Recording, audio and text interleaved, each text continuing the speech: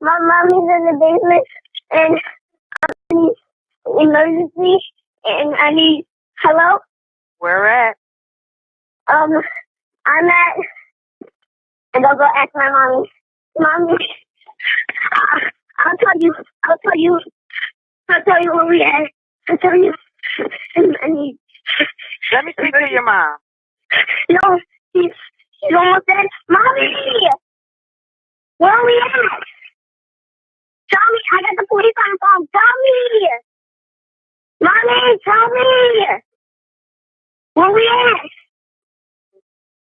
Where we at? Where you at? I said, I called 911. Where we at? Where we at? I was outside. Yeah. I told them we are at, I'm outside, and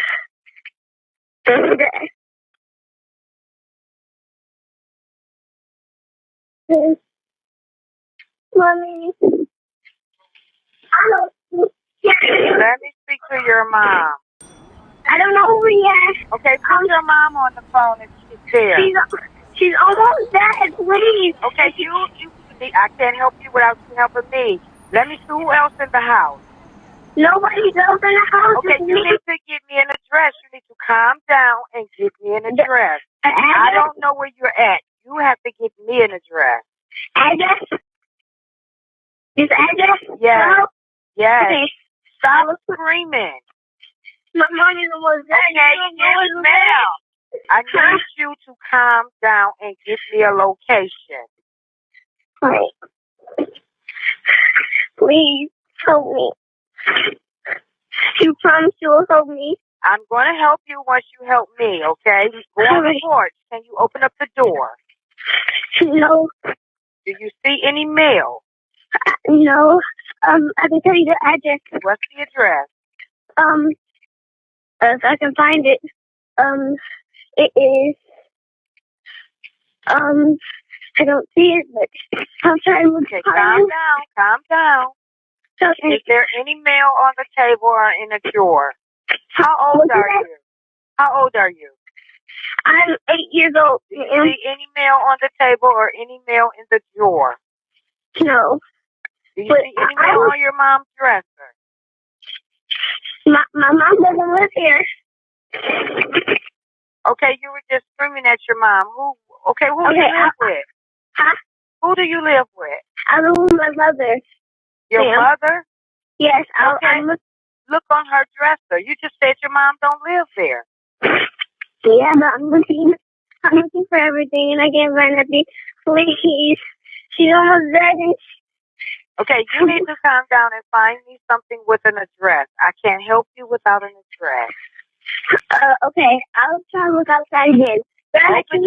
Open up the door and look at the porch, up on the porch. Open up the door. Look on the porch. Give me those numbers off your porch. All right. You said no one else is there. I hear someone in the back. Oh, that's my sister. Okay, how old is your sister? Okay, I know the address now. How old is your sister? She's 6. I know the address now. What is the street?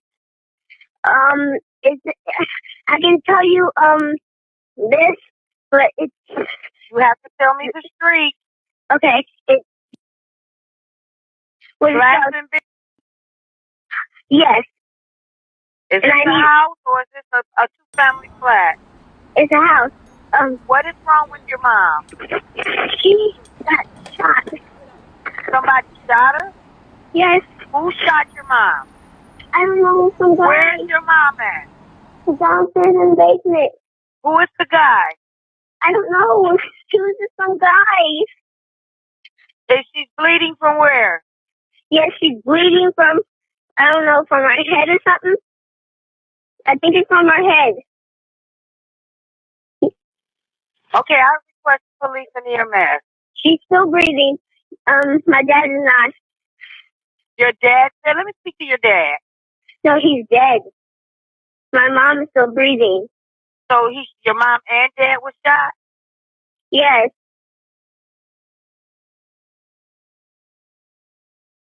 On March 1st, 2010, Monica took her two young daughters, aged 8 and 6, to visit her boyfriend's home in Detroit.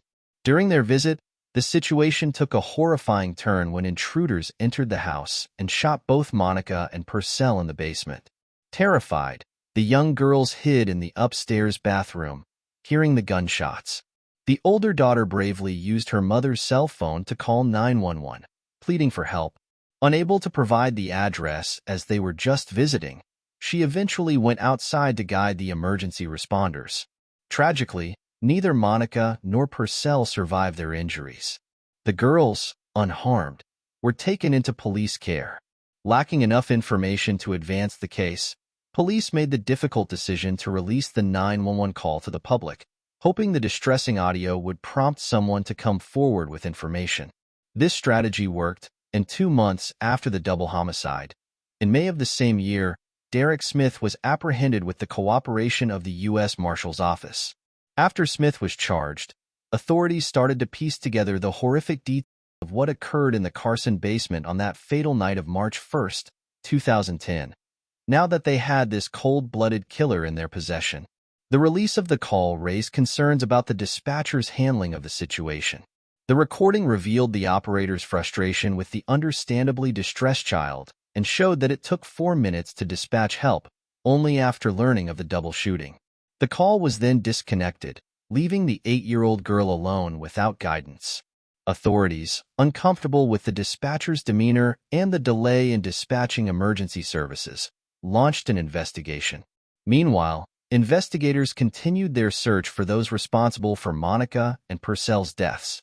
On May 19, 2010, it was reported that 42-year-old Derek Dennar Smith faced arraignment for 2 counts of first-degree murder after being arrested on March 19 in Gardena, California. Records indicated that both Purcell and Derek had extensive criminal histories and were likely acquaintances, having served time together in prison.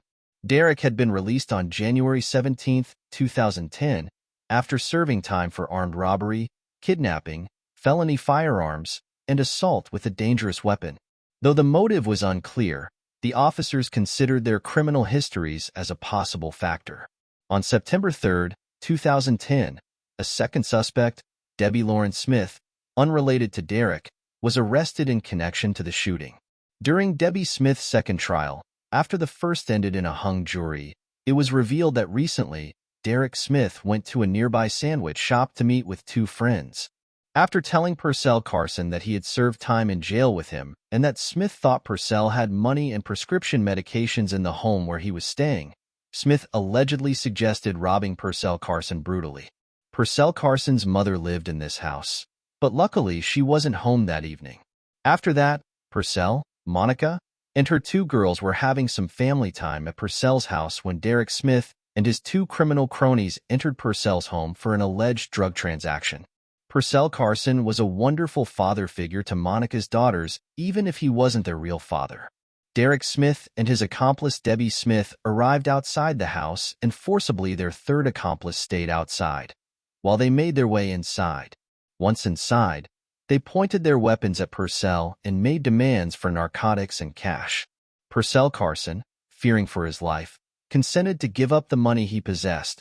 As the money was being counted, both men drew their guns, and Debbie allegedly forced Monica and her daughters into the bathroom at gunpoint. As the money was being counted, Monica was later taken out, and both she and Purcell were bound with duct tape. Purcell pleaded for his life, mentioning his family. Derek and Debbie then forced the couple into the basement, where they were laid across a couch with their mouths taped shut. Purcell was shot in the front of his head, and Monica was shot in the back of her head, while the young girls cowered in the bathroom, hearing everything. After that, Purcell Carson and Monica Botello were brutally murdered by Unaliving. Derek and Debbie, the 2 murderers, immediately left the scene. Amid a grisly murder scene, Monica's 8-year-old daughter bravely dashed to the basement to find her mother and stepfather. The small child was horrified to see her parents in such a horrific way, but when she realized her mother was still breathing, She took Monica's cell phone and dialed 911. She was standing a few steps away from a very horrific scene while speaking with the dispatcher, who was not always sympathetic. The oldest member in the family was now this second grader. Purcell was deceased, and her mother was rapidly passing away. She was in dire need of help. However, since this wasn't her house, she didn't know the address. She was just spending time with her mother and sister in Purcell Carson. It is very commendable that the young child was able to maintain her composure long enough to provide the dispatcher with her address. After the police showed up at the house, Monica was taken to the hospital and subsequently passed away from a gunshot wound to the back of her skull. Conversely, Purcell was declared deceased at the site.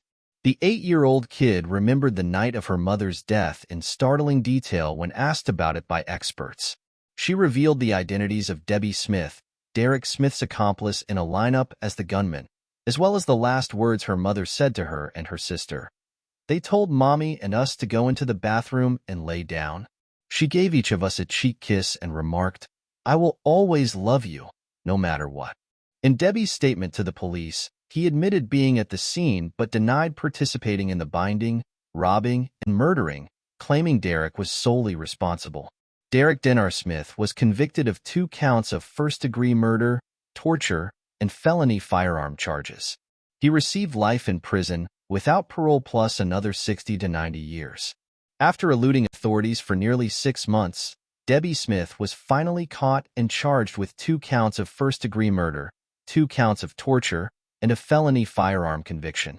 Debbie was given a life sentence without the possibility of parole, same as Derek Smith, plus an extra 23 to 50 years for the charge of torture and a further 2 years for the firearms conviction. Debbie Lawrence Smith, whose claims were discredited by the 8-year-old witness. It's a heartbreaking tragedy that highlights the importance of swift emergency response in such situations. Thanks for watching. Let us know what you think about this story. Leave your comment below. We upload videos every week. Click that like button and the notification bell if you like the video. We appreciate you.